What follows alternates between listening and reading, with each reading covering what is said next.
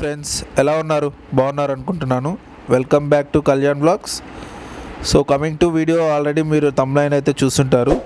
And నేనైతే next post చేసే videos కొన్ని మాత్రం తిరుపతి సరౌండింగ్స్లో చూడాల్సిన ప్లేసెస్, కొన్ని టెంపుల్స్ ఉన్నాయి. సో అవి మీకు చూపించడానికి అయితే ట్రై చేస్తాను.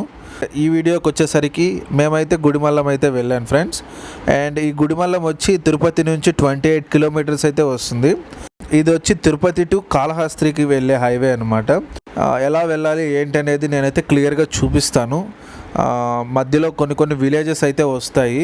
సో అక్కడ ఏ విలేజెస్ వస్తాయి, ఎన్ని విలేజెస్ దాటుకున్నాక గుడిమల్లం విలేజ్ వస్తుందో కూడా మీకు చూపిస్తాను. ఇది గాజలమంజం సర్కిల్ అంటారు. సో ఇక్కడ నుంచి రైట్ తీసుకుంటే చెన్నై హైవే అనమాట. సో అలా కాకుండా స్ట్రైట్ వెళ్తే కాళహస్త్రి హైవే.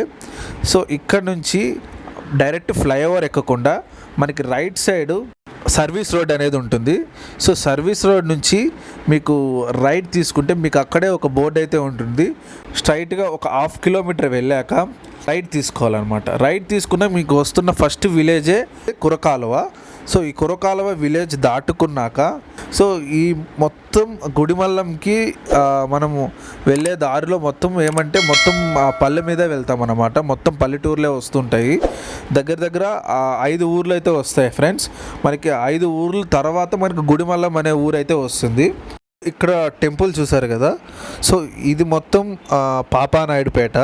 సో ఇక్కడ మనము ఈ పాపానాయుడుపేట నుంచి రైట్ తీసుకోవాలి.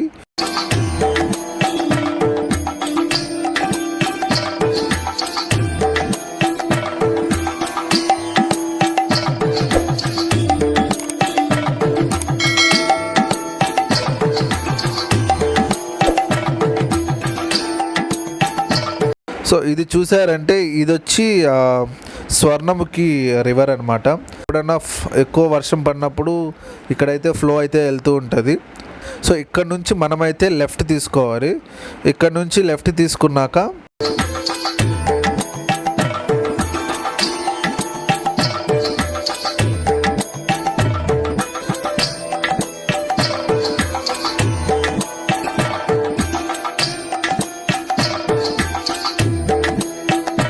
సో ఇక్కడైతే మీకు ఇంకో విలేజ్ వస్తుంది. ఈ విలేజ్ పేరు వచ్చి పెనుమల్లం. ఇక్కడ పెనుమల్లం దగ్గర సో మా ఫాదర్ పార్ట్నర్స్ ఉంటారు కదా, వాళ్ళు కలిసి ఇక్కడ లైక్ 5 years బ్యాక్ ఏమో ఇక్కడ ఒక ప్లాట్స్ అయితే వేశారనమాట అగ్రికల్చర్ ల్యాండ్స్లో. సో ఈ దారిలో వెళ్తున్నాం కాబట్టి మీకు ఒకసారి చూపిద్దామని ఇక్కడ ఆగాము. సో ఇక్కడ చూస్తున్నారు కదా మీరు, నేరుగా అక్కడ మీకు పోల్స్ కనిపిస్తున్నాయి కదా, అక్కడ వరకు అయితే ఈ ల్యాండ్ ఉంది. ఇది అగ్రికల్చర్ ల్యాండ్. అండ్ ఇక్కడ మేము ప్లాట్స్ అయితే వేసాం.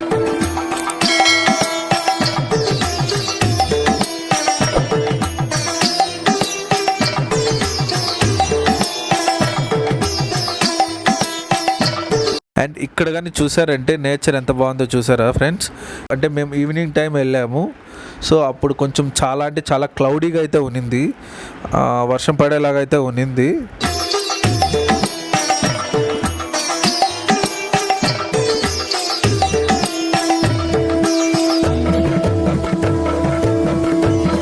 నుంచి ఫ్రంట్ వచ్చామంటే మీకు ఇంకొక విలేజ్ వస్తుంది. సో ఇదే వచ్చి 5th విలేజ్. దీని పేరు మిట్ట మీద కండ్రిగ. సో ఈ మిట్ట మీద కండ్రిగ నుంచి దాటుకున్నాక వచ్చేదే గుడిమల్లం అన్నమాట. సో దీనికి గుడిమల్లం అనే పేరు ఎందుకు వచ్చిందంటే ఈ ఆలయంలో గర్భాలయం అంతరాయము ముఖమండపం కన్నా లోతులో ఉంటుందన్నమాట. సో దానివల్ల ఇది గుడిమల్లం అనే పేరు వచ్చింది. అసలు ఫస్ట్ దీనికి గుడిమల్లం కన్నా గుడిపల్లెం అనే పేరు ఉన్నింది. క్రమక్రమంగా మారే కొద్దికి గుడిమల్లంగా దీన్ని ఇప్పుడు పేరు అయితే మార్చారు. ఫైనల్లీ మేమైతే గుడిమల్లం అయితే వచ్చేసాము. సో చూస్తున్నారంటే ఇది మొత్తం పల్లెటూరు అన్నమాట.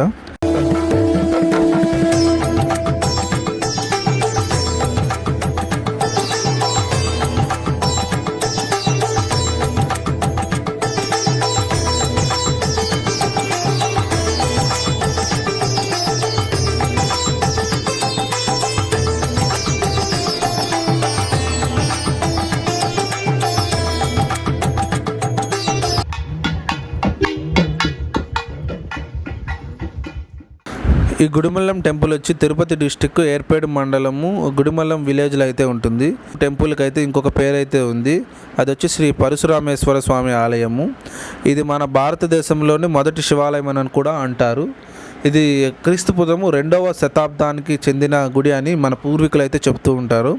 1911లో గోపీనాథ్ అనే పురాతన శాస్త్రవేత్త ఒక సంవత్సరం పాటు పరిశోధించి ఈ గుడిలో ఉన్న శివలింగాన్ని ఉనికిని అయితే ప్రపంచానికి చెప్పాడనమాట.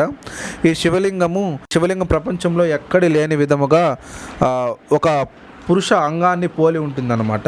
ఈ శివలింగము 7 అడుగులు ఎత్తు ఉంటుంది, అలానే 1 అడుగు వెడల్పు అయితే ఉంటుంది. అలానే ఈ శివలింగం అయితే కుడి చేతిలో ఒక గొర్రెపోతుని తలకిందులుగా కాళ్ళను పట్టుకొని, అలానే ఎడమ చేతిలో చిన్న గిన్నెను కళ్ళు కుండను పట్టుకున్నట్టయితే ఉంటుంది. అలానే మీరు తన ఎడమ భుజానికి ఒక గాండ్రగొడ్డలను అయితే తగిలించుకొని ఉంటాడనమాట స్వామి జటాభరణ తలకట్టుతో చెవులకి అనేక రింగులు ఇంకా వివిధ ఆభరణాలతో అయితే మీకు కనిపిస్తూ ఉంటారు. ఈ గుడిమల్లం టెంపుల్ వచ్చి 2009 వరకు పురావస్తు శాఖ వారి హ్యాండ్ ఓవర్లు అయితే ఉనింది. అప్పుడు పూజలు కూడా జరగకుండా ఉండేదన్నమాట. ఈ క్రమంలో గుణశేఖర్ నాయుడు చేసిన కృషి వలన 2009లో గుడిలో అయితే పూజలు చేసుకోవడానికి గ్రామస్తులకు అనుమతి అయితే ఇచ్చారనమాట. గుడిమల్లం గురించి అయితే మీకు చాలా కథలు అయితే ఉన్నాయి, పురాతనమైన కథలు. వాటిలో అయితే మీకు ఒక 2 కథలు అయితే మీకు ఇప్పుడైతే చెప్తాను. ఆవేదన నుంచి కోలుకోవడానికి అప్పట్లో ఋషులు ఒక శివలింగాన్ని వెతికి దానికి పూజలు చేయాలని అనుకుంటారు. అప్పుడు పరశురాముడు అడవి మధ్యలో ఒక లింగాన్ని గుర్తిస్తాడనమాట. అప్పుడు ఈ గుడి సమీపంలో ఒక చెరువును తవ్వి ఇక్కడ పూజించాలనుకుంటాడు. ప్రతిరోజు చెరువులో ఒక దేవికా పుష్పం అనేది పెరుగుతూ ఉండేదన్నమాట. అప్పుడు దానితో పరశురాముడు ఆ శివుడికి పూజలు చేస్తూ ఉండేవాడు ఆ పుష్పంతో. ఆ పుష్పాన్ని అడవి జంతువుల నుంచి కాపాడడానికి ఒక యక్షకుడిని అయితే కాపలా పెడతాడు. యక్షకుడు కాపలా ఉండేటందుకు పరశురాముడు అతనికి రోజు ఒక జీవి ఆట బొమ్మల్ని ఇస్తాడనమాట. ఒకరోజు పరశురాముడు లేని సమయంలో చిత్రసేనుడు అనే ఒక బ్రహ్మ భక్తుడు ఆ దేవికి పుష్పముతో శివుడికి అయితే పూజ చేస్తూ ఉంటాడు. పరశురాముడు వచ్చేసరికి ఆ పుష్పం అక్కడ లేకుండా ఉండేసరికి చూసి ఆ పూజ చేస్తున్న ఆ చిత్రసేనుడిని చూసి కోపంతో దండెత్తిపోతాడు. వాళ్ళిద్దరికైతే యుద్ధం అయితే జరుగుతుంది. 14 సంవత్సరాలు యుద్ధం అయితే జరుగుతుంది. ఈ యుద్ధం వలన ఆ ప్రదేశంలో ఒక పెద్ద పల్లెంలాగా ఏర్పడుతుంది అనమాట, అంటే గొయ్యలాగా. సో దానికే గుడి పల్లెం అనే పేరు అప్పుడైతే వచ్చింది. సో క్రమక్రమంగా మారుతూ ఉండేసరికి గుడి పల్లెన్ని గుడిమల్లం అయితే ఇప్పుడు పిలుస్తున్నారు. యుద్ధం ఎంతకేలికి ఆగకపోవడంతో పరమేశ్వరుడు ప్రత్యక్షమవుతాడు. ప్రత్యక్షమై ఇద్దరు భక్తిని మెచ్చి 2గా వారిలో ఐక్యమైపోతాడనమాట. అందుకు గాను ఇక్కడ లింగంలో ఒక ఆకారంలో పరశురాముడు ఒక చేతిలో వేటాడుతూ మృగంతో కనిపిస్తూ ఉంటాడు, 2వ చేతిలో ఒక కళ్ళు కుండను పెట్టుకున్నట్టు అయితే కనిపిస్తాడనమాట.